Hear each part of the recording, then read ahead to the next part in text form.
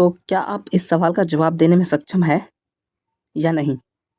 प्रधानमंत्री उज्ज्वला योजना किस मंत्रालय के अंतर्गत आती है? अगर हाँ, तो आपकी जो है योजना तैयार है, और नहीं तो आज के इस वीडियो में हम बात करने वाले हैं योजनाओं के बारे में। जो भारत सरकार की मुख्य 8 योजनाएँ जो हैं, उसकी बात करेंगे। शुरुआत करते हैं प्रधानमंत्री उज्ज्वला योजना से। शुरुआत जो है इसका 1 मई 2016 को हुआ था और मंत्रालय पेट्रोलियम और प्राकृतिक गैस मंत्रालय के द्वारा किया गया था। इसका जो उद्देश्य है वो गरीब परिवारों की महिलाओं को स्वच्छ ईंधन एलपीजी उपलब्ध कराना है। प्रधानमंत्री उज्ज्वला योजना के लाभ, तो इसमें क्या है, मुफ्त एलपीजी कनेक्शन, सुरक्षित रसोई वातावरण, धुएं से मुक्त जीवन, और वर्तमान समय में 9.8 करोड़ घरों में जो है एलपीजी कनेक्शन मिल चुका है। ये सबसे बड़ी योजना है। प्रधानमंत्री उज्ज्वला योजना भविष्य में प्रभाव क्या क्या पड़ने वाले हैं, तो महिलाओं के स्वास्थ्य में सुधार देखने को मिलेगा, इससे पर्यावरण संरक्षण मिलेगा, ग्रामीण जीवन स्तर में सुधार हमें देखने को मिलेगा। अब सवाल बात करते हैं सवाल की, जो कि था प्रधानमंत्री उज्ज्वला योजना किसके अंतर्गत आते हैं, तो पेट्रोलियम मंत्रालय के अंतर्गत। ऐसे सवाल हमें हर एक एग्जाम में देखने को मिलेंगे। सवाल ये भी हो सकता है कि प्रधानमंत्री उज्ज्वला योजना किस वर्ष लागू हुआ, तो आप सभी को याद है 1 मई 2016 को। अब बात करते हैं अगले योजना के बारे में, और अगला योजना हमारा है आयुष्मान भारत योजना। शुरुआत का वर्ष है इसका 23 सितंबर 2018 को मंत्रालय स्वास्थ्य और परिवार कल्याण मंत्रालय के द्वारा इसको शुरू किया गया था।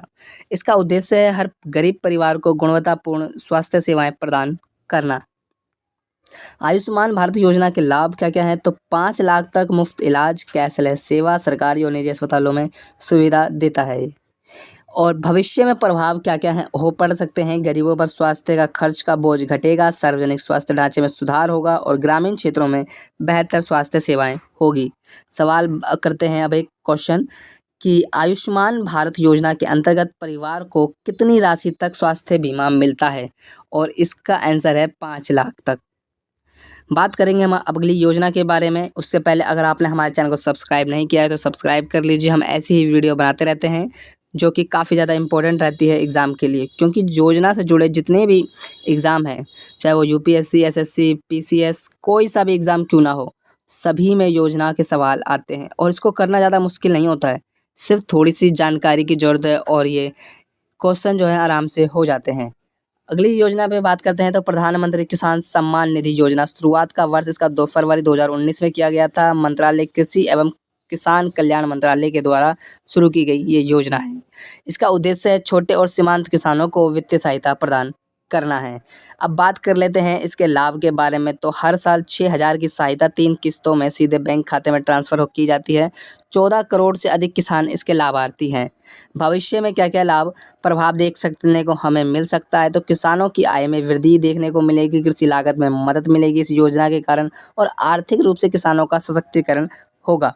चर्चा करेंगे हम सवाल पे, तो पीएम किसान योजना के तहत किसानों को सालाना कितनी राशि दी जाती है, और इसका सही जवाब है 6,000।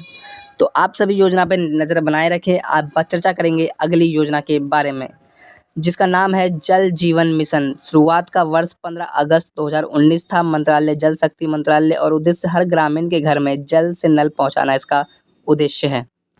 चर्चा करें इसके लाभ के बारे में, तो हर घर जल अभियान, ग्रामीण क्षेत्रों में पाइपलाइन से पानी, स्वच्छ और सुरक्षित पेयजल की से इससे होने वाला है।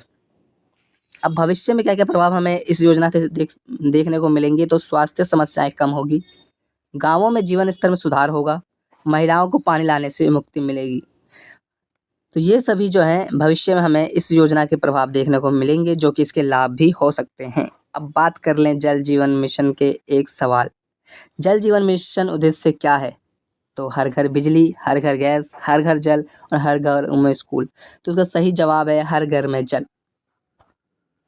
अगली सब योजना में हम आते हैं, तो प्रधानमंत्री स्कूल योजना, इसे हम पीएम श्री भी कहते हैं। शुरुआत का वर्ष 5 सितंबर 2022 मंत्रालय शिक्षा मंत्रालय के द्वारा इसको जारी किया गया। उद्देश्य क्या है, सरकारी स्कूलों को आधुनिक और आदर्श बनाना है।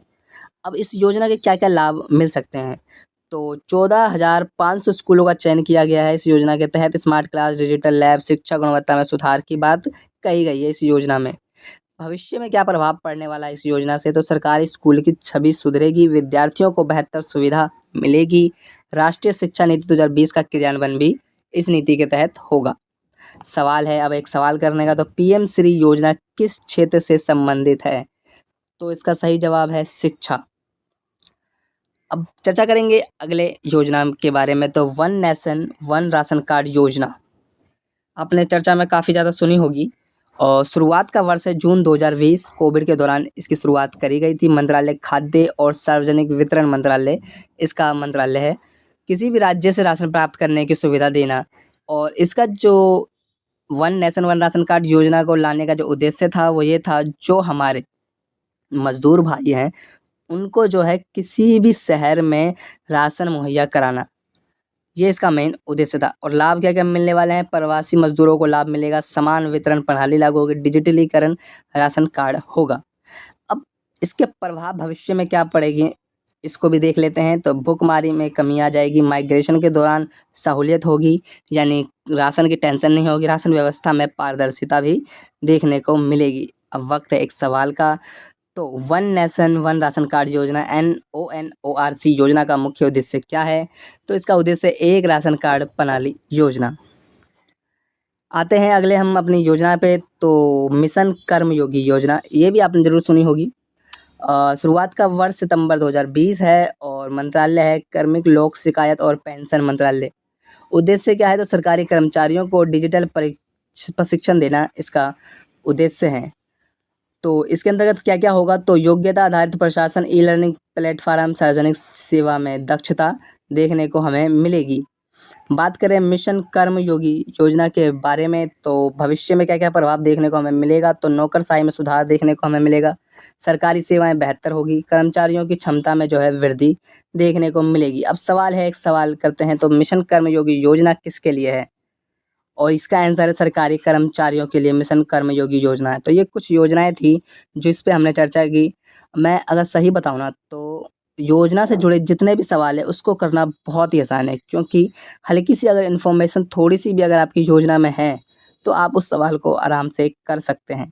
तो वीडियो कैसी लगी आप लाइक करें और शेयर करें और चैनल को सब्सक्राइब ज़रूर कर लें, जिससे कि आने वाली वीडियो का आपको नोटिफिकेशन मिल सके।